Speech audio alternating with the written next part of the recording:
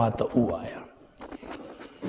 هغه صحابي ورته وی قال النبي صلی الله علیه وسلم الله فی عون العبد ما دام العبد فی عون اخیه. ما د نبی کریم صلی الله علیه وسلم نه اوریدلی دی، دا حدیث مبارک میں تے اوریدلے وو چې د سو پورې یو بنده د بنده په خدمت او په امداد کې لګیای نو الله وی زه د دې بنده په امداد کې لګیای. سو پورې یو بنده وتلی دی ا د بل بنده په امداد کې لګیا دی، هغه ته مصیبت راغلی دی، هغه ته تکلیف راغلی دی، یو مسلمان ته او ده ته وی ما سره دې کې تعاون وکړه، زما امداد وکړه، کمزور یم، ستا په خوله کار کیږي. او دا بنده ور سره روان شي وی زم چې د حاجت کې در سره امداد وکم، خو زما خوله کار کوي، سفارش میں کار کوي، تر څو پورې چې دا بنده د دې بنده په امداد کې لګیا دی، الله وی د دغه بنده په امداد کې زه لګیم. دا څومره لویه خبره ده. څوک درتم فریاد راوړي، څوک درتم تکلیف راوړي، ستا په خوله د چا تکلیف حل کیږي ناراسته مکوه، ستا په تلو د چا روغ کیږي ناراسته مکوه، ستا په دی وجود د چا ښېګړه کیږي ناراسته مکوه، ته د هغه امداد کوه، الله وی زه به ستا امداد کوم. نو فایده به څه راوځي؟ ته چې د هغې بنده امداد کوې نو ستا په خوله به هغه کار یا وشي یا به ونه شي، ته به د هغه حاجت یا پوره کی یا به نه کی، او چې الله ستا امدادو کې نو ستا کار اوشو کو دا هغه شوی دی که نه دی شوی. حدیث مبارک کې راځي رب العالمین وایي که ما ګورئ که نه، الله وایي که ما ګورئ، ما تلاش کوئ چې ما به کوم ځای ومومئ، زه جوماتونو کې نه میلاویږم. که ما ګورئ که نه نو زه په جوماتونو او مدرسو کې نه میلاویږم. که الله وی که ما ګورئ نو ما د مصیبت زده خلقو سره وګورئ چې څوک غمزپلي دي، څوک متاثر دي او تکلیفونو کې نښتي دي، ورشئ د هغې امداد کوئ، ما به هلته ومومئ، ما به د غمزپلو سره ومومئ، ما به د مصیبت زده وښلو سره ومومئ. ځئ د دې مصیبت زده وښلو امداد کوئ، ما به هلته مومئ، ما به هلته مومئ، ما به هلته مومئ. کوشش کوو چې زمونږ د لاس نه بل بنده ته خیر ورسي، خیر، خصوصا یو سړی مشکل کې دی، زو د هغه مشکل دفع کوو.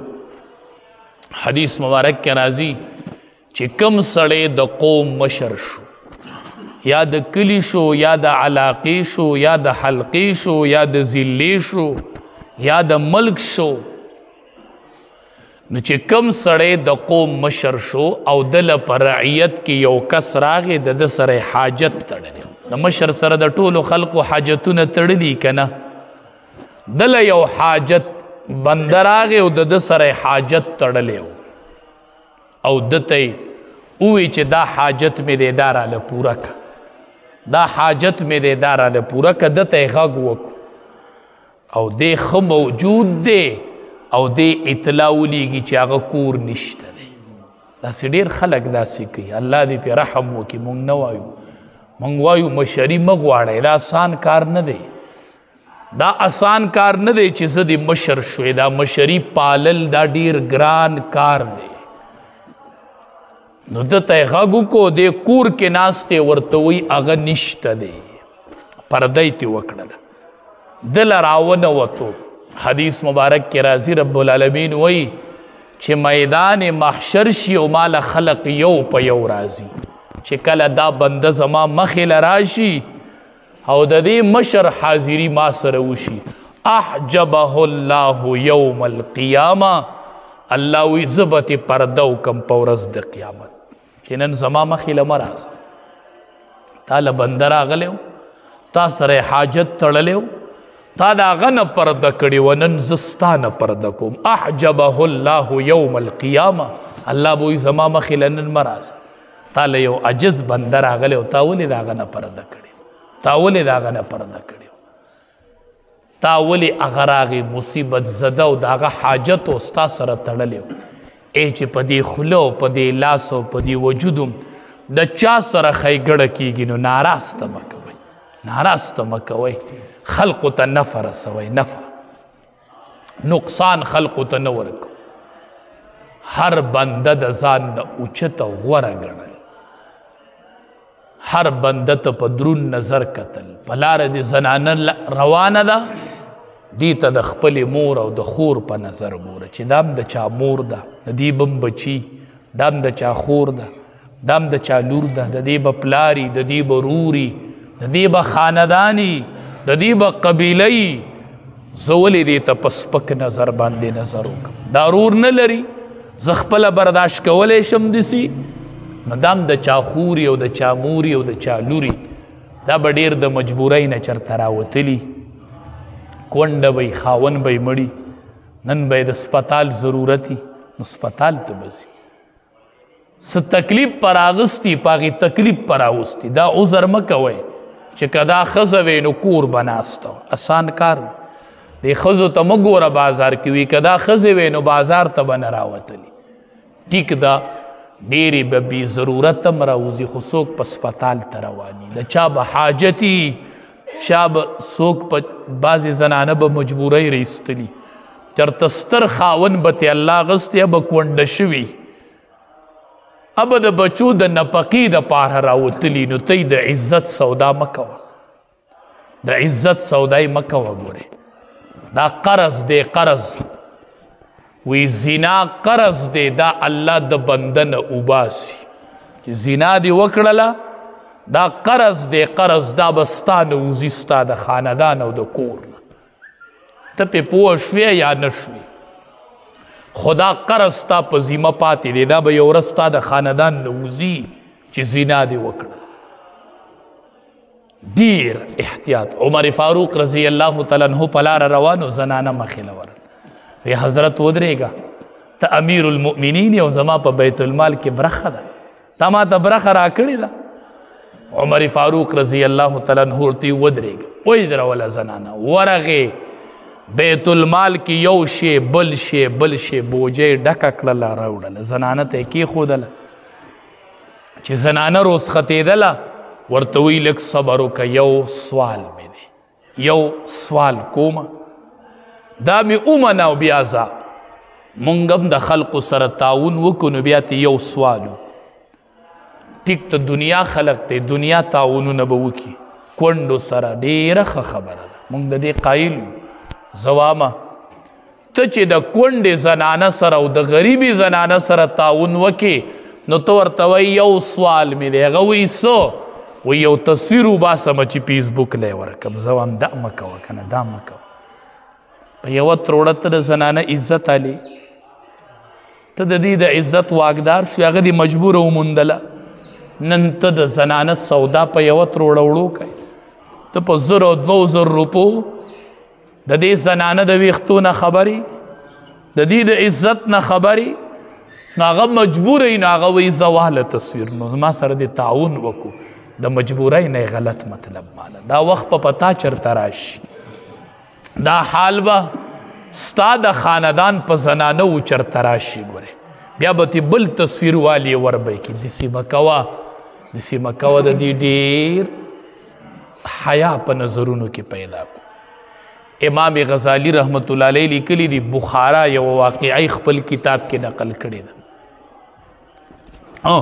عمر فاروق رضی الله تعالی عنہ ورته وی یو درخواست مې نظام کاش چې نن مونږ به کونډې ته بیا ویلی چې یو درخواست مې دی عمر فاروق رضی الله تعالی عنہ ورته وی ستا حق هغه مې درکو خو یو درخواست مې دی هسې نه چې میدان محشر کې را باندې د الله په مخ کې اعتراض وکړي ګورې شکایت را باندې هلته ونه کړي بس الله په مخ کې شکایت جواب نشم ورکولی حق مې درکو خو ګورې هلته را باندې شکایت ونه کړي زه کاش چې مونږ ورته دا ویلې چې ته زما علاقه کې وي او زما خاندان کې وي کونډه وي زه مالدار وم او په ما د حقو هغه مې ادا کو ګورې د الله په دربار کې را باندې شکایت ونه کړي نور به هېڅ مطالبه نشته هېڅ مطالبه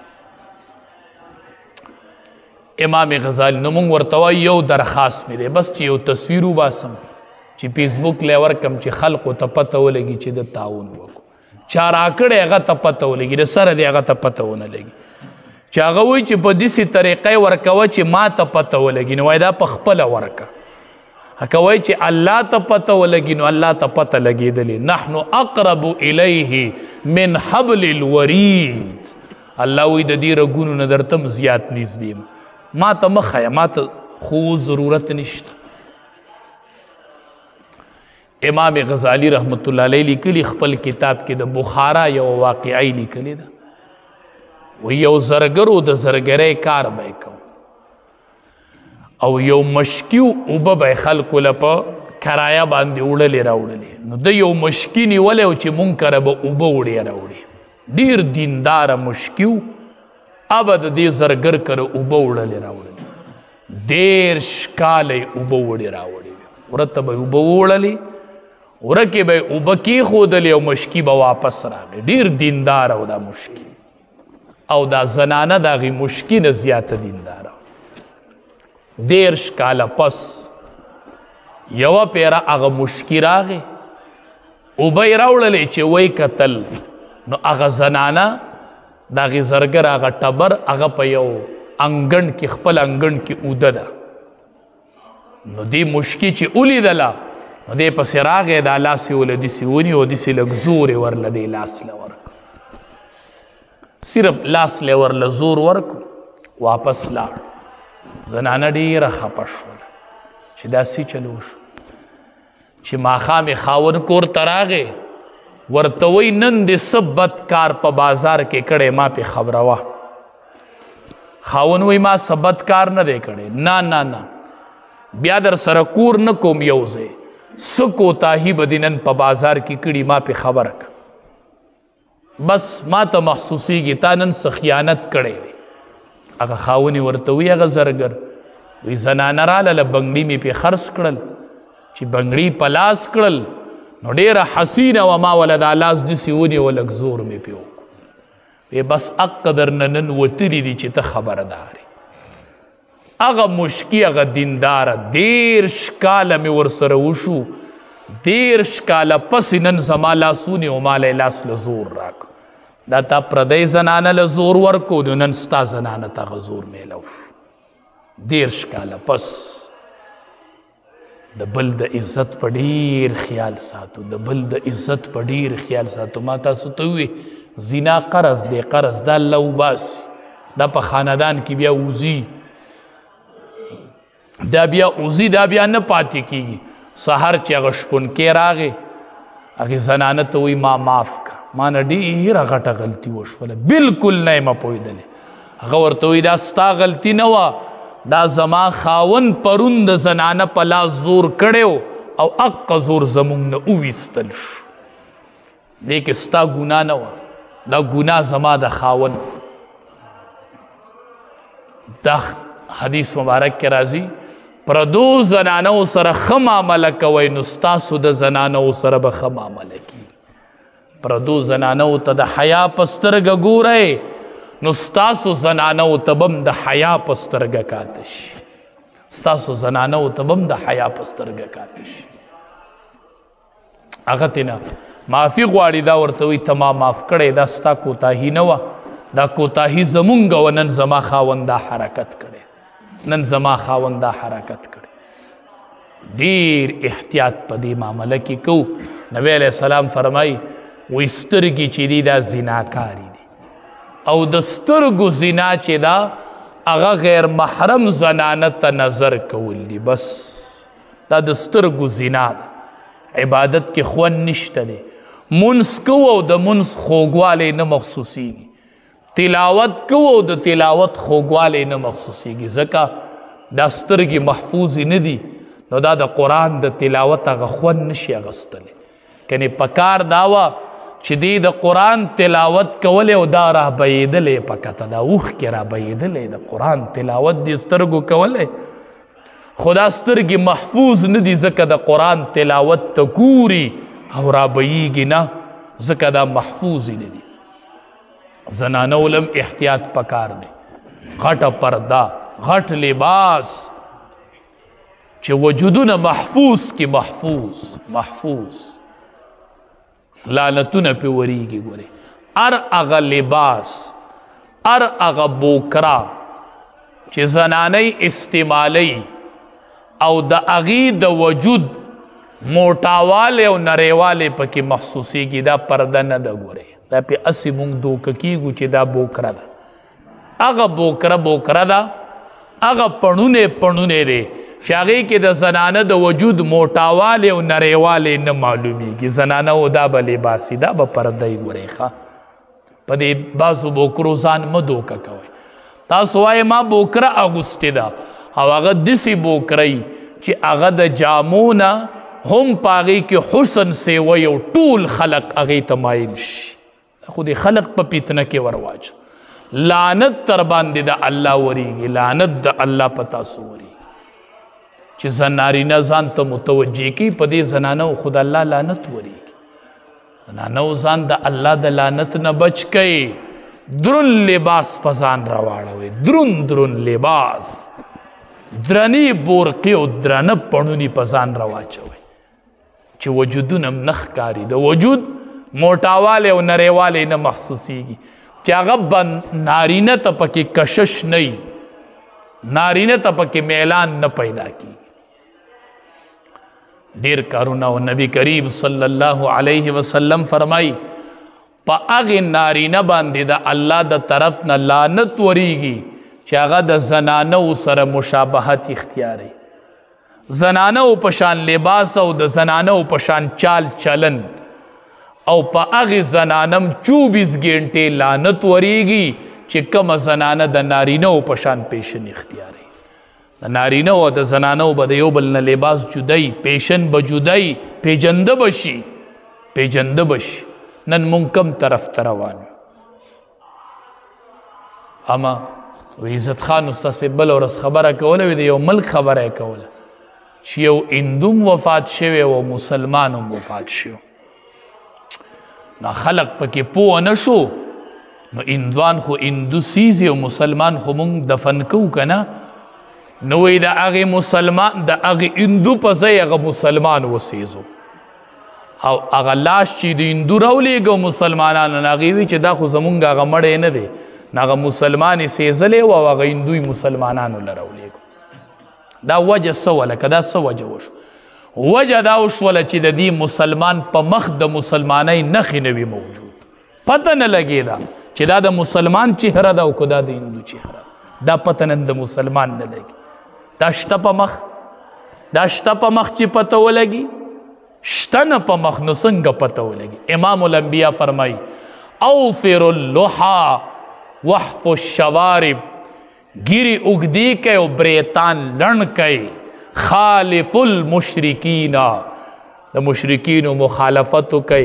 په څه باندې؟ چې ګیرې اوږدې کوئ او بریتان لڼ کوئ. په دې د مشرکینو مخالفت کیږي. دا د مسلمان نښه ده. نو نن مسلمان کې دا نښه نه وه، پته نه لګېدله. نو مسلمان یې وسیزو او مسلمانانو له د هندو هغه لاش راولي. دا پته نه لګېدله. دا څه حال دی؟ نارینه د زنانو سره مشابهت او د زنانو د نارینه سره پته نه لګي. د غیر مسلم او د مسلمان پته نه لګي. نبی علیه السلام به ولې دا روجې دوه نیولې؟ یوه به یې ورسره بله ملګري کوله، وی ځکه چې دا زه د یهودو سره مخالفت وکړم. دا یوه روجه به هغې هم نیوله، نو ځکه ورسره نښم او 11مه ملګري کوم، یا نښم او یا 11مه، چې د هغې مخالفت راشي. حدیث مبارک کې راځي هغې زنانو باندې لعنت وریږي چې هغه په غم کې چغې وایي، سندرې وایي، اوږدې روړي، او بله زنانه ورته ناستی اوري او خوښوي. په دواړو د الله لعنت وریږي. په هغې زنانم لعنت وریږي چې بلې له خال ږدي، خال کیښودونکي او خال لګونکي، په دواړو د الله لعنت وریږي. په هغې زنانم د الله لعنت 24 ګنټې وریږي چې هغه د وروځې نری کوي، وروځې وباسي. لیدیم دي خلقت بدلی که نه بدلی، پتم نه لګي چې د دې صورت څنګه. دا وروځې چې نری کوي او وباسي 24 घंटे په دې زنانه د الله لعنت ورېږي.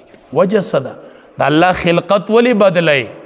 په هغې زنانم الله لعنت ویلی دی چې کمې زنانه د غاښونو منځ کې دا لارې کولاوي، دا لارې کولاوي، په دې سره هم خلقت بدلیږي. د دوو غاښونو منځ کې چې دا لارې کولاوي په دې هم د الله لعنت ورېږي. زنانو بچیم کم طرف ته لاړل، بچیم کم طرف ته لاړل، کورونم کم طرف ته لاړل، ډېرې بې برکته یې راللې، ډېرې بې حیایې را دنده شولې، ډېر کورونو نه د امن او د سکون ژوند ووته، امن او د سکون ژوند ووته.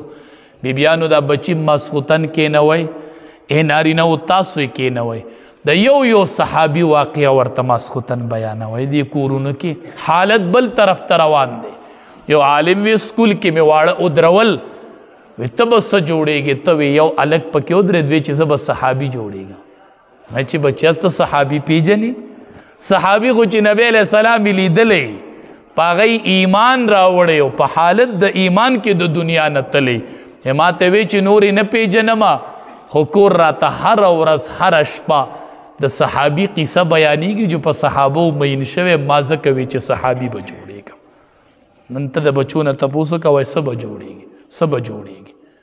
یقین وکئ چې تباهۍ طرف ته روان یو. تاسو نن د ځوانانو دا ګیرې ولیدلې، دا ډیزن هم پکې ولیدلې. قسم په الله چې یریږم یریږم هم دا کور رړتو نشي چې په کم کور کې داسې ځواني. ای ځوانه دا جولی درته داسې خوراکم، مینت درته وکمه، دا علما در پسې ټول راغونډ کمه، په خپو دې پرېوځو چې ته چې په دې کې دا نخرې کوي. تا کتلی دي چې د 1,24,000 پیغمبرانو په یو ځای د هغې سنتو مذاق ته اوړاو کو. ته لا په کور کې ناسې، پلاره ته داسې زوی کور کې پرېږدې، زه هم دا کور رړتو نشي چرته. د کور نه به د بېدینۍ اډه جوړه شي، اډه اډه. دا ته څه کوې؟ بچیا وایي په کم طرف روانې؟ ما ورکوي، دا مور دې ورکوي، دا بچي ورکوي، دا خاندان ورکوي.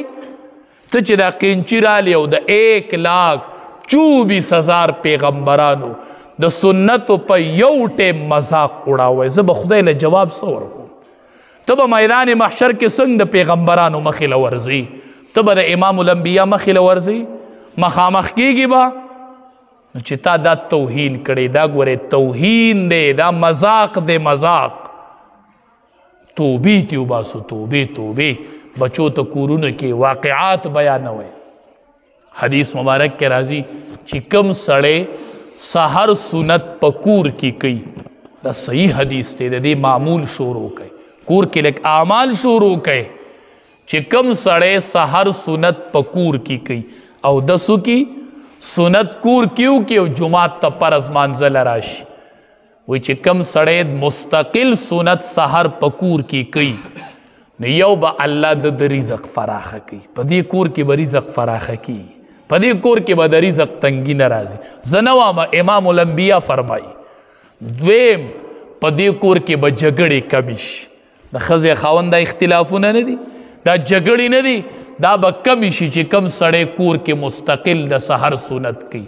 دریم، آخره خاتمه به الله په ایمان نصیب کوي. دا د امام الانبیا د خولې وینا ده.